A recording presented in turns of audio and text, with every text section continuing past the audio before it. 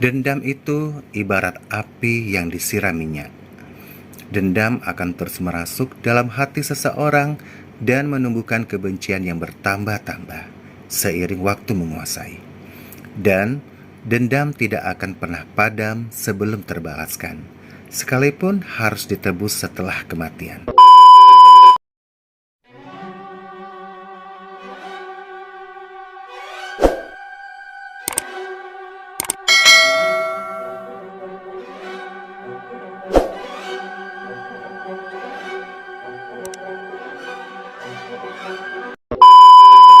Oke guys, jumpa lagi bersama Rio Ivan The Channel. Untuk kesempatan hari ini, seperti biasa ya, kita akan menghadirkan kisah-kisah misteri. Nah, kali ini datangnya dari Sweta Kartika. Oke, jangan kemana-mana, tetaplah terus bersama Rio Ivan The Channel. Dan jangan lupa untuk subscribe, like, comment, and share. Tanpa banyak kata, jom. Keluarga Handono dikenal sangat tertutup, baik kepada masyarakat di sekitar rumah maupun dengan sanak saudaranya. Dahulu, Pak Handono pernah bekerja di sebuah pabrik plastik pada bagian maintenance selama hampir 4 tahun. Akan tetapi, pekerjaannya itu berakhir seiring dengan bangkrutnya pabrik, serta dengan datangnya musibah yang menjemput ajal putra sulungnya yang masih remaja. Sejak peristiwa itu, Pak Handono maupun istri dan anaknya yang tersisa mengurung diri dari dunia luar dan makin tertutup keberadaannya. Di kalangan orang-orang yang masih sedara pun, keluarga ini sangat terasing. Hampir seluruh sanak saudaranya menjauhi kehidupan mereka. Bahkan ada pula yang sangat membencinya. Dalam tiap acara kumpul keluarga, Pak Handono dan keluarga jarang hadir.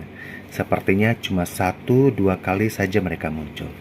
Hal ini kian membuat keberadaan keluarga Handono terlupakan dalam silsilah. Pada akhir bulan Februari, saudara tertua dari Pak Handono yaitu Pak Handoko hendak menikahkan putri keduanya. Seluruh keluarga diundang untuk menghadiri hajatan sakral tersebut, termasuk keluarga Handono. Semula istri Pak Handoko merasa keberatan untuk mengundang keluarga adik iparnya yang konon aneh itu. Namun, hati Pak Handoko yang merupakan kakak tertua dalam silsilah keluarga menuntut untuk mengambil perilaku bijak. Akhirnya, diundanglah keluarga Pak Handono. Keluarga Handoko adalah keluarga tertua dan terkaya di antara keluarga-keluarga lainnya. Keadaan ini jelas berbalikan dengan kondisi keluarga Handono yang serba kekurangan. Keluarga Handoko tinggal di komplek perumahan elit yang dibangun di area perbukitan yang sejuk. Rencananya pesta pernikahan putri Pak Handoko akan digelar di rumah pribadi yang megah.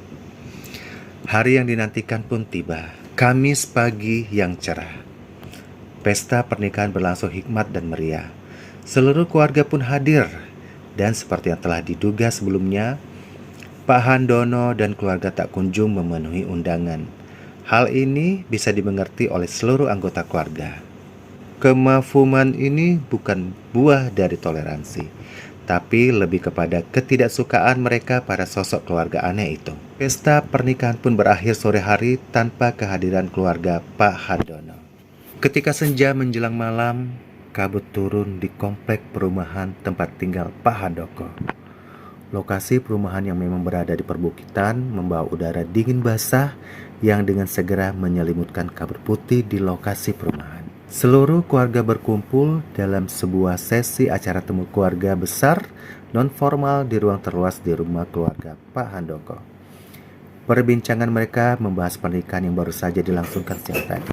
Akhirnya, lambat laun arah perbincangan itu berpindah ke pembahasan kisah nahas keluarga Handono yang tertutup. Satu persatu, ketidaksukaan dan unek-unek mengenai keluarga Pak Handono dilontarkan dalam berbagai sudut pandang. Hampir semua mengeluhkan akan tumpukan hutang Pak Handono dan istri yang tak kunjung dibayarkan. Semakin larut, topik pembicaraan ini makin memanas. Tiba-tiba di tengah keasyikan perguncingan keluarga besar itu, terdengar suara deru mobil di pelataran rumah. Sebuah mobil bak terbuka berwarna merah diparkir di antara mobil-mobil mewah di halaman luas itu. Dari dalam kendaraan itu keluarlah Pak Handono beserta istri dan anak bungsunya. Satu hal yang menjadi kejanggalan sosok mereka adalah penampakan ketiganya terlihat sangat pucat.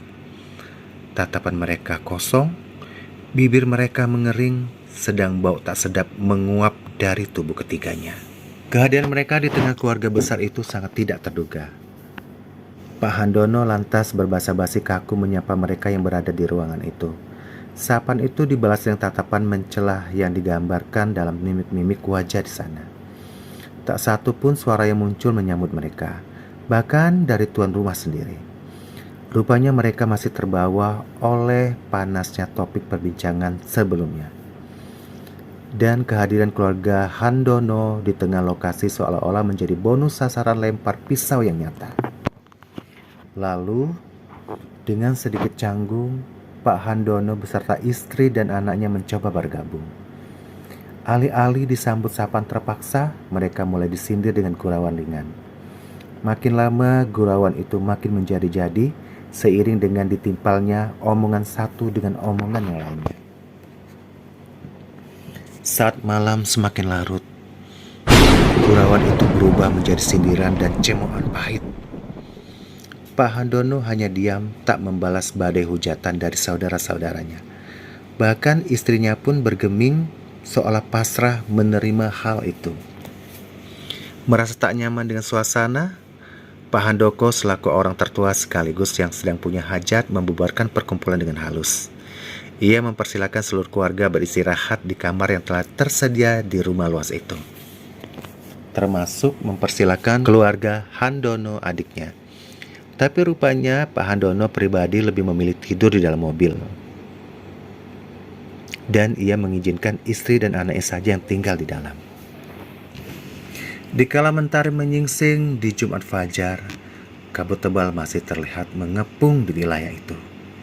Lalu, di tengah kenyamanan pagi, seluruh isi rumah digemparkan dengan raibnya salah satu kotak sumbangan pernikahan pada pesta pernikahan kemarin. Suasana tenang berubah menjadi gaduh. Bersamaan dengan itu, telah diketahui bahwa sosok keluarga Pak Handono menghilang. Baik istri, anak maupun Pak Handono sendiri lenyap bersama kendaraan mereka. Tudingan miring segera dialamatkan kepada keluarga itu.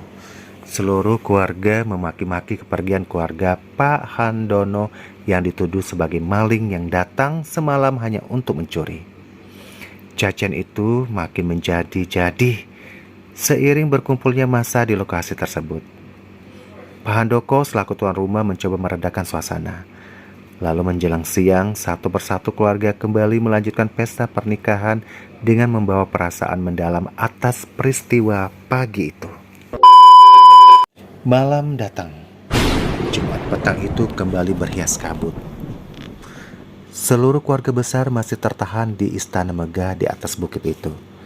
Pesta pernikahan masih akan berlangsung sampai hari depan. Seisi rumah sunyi, ditinggalkan penghuninya ke alam mimpi selepas seharian berpesta. Lalu petang datang. Seiring turunnya kabut itu, kesunyian mencekam lokasi perumahan keluarga Handoko. Tatkala sebagian mata terlelap, terdengar suara tangisan merintih. Suara itu sayup-sayup terdengar di antara angin perbukitan yang tenang. Pak Handoko, sang tuan rumah pun terjaga. Ia beranjak mencari sumber suara yang mengerikan itu.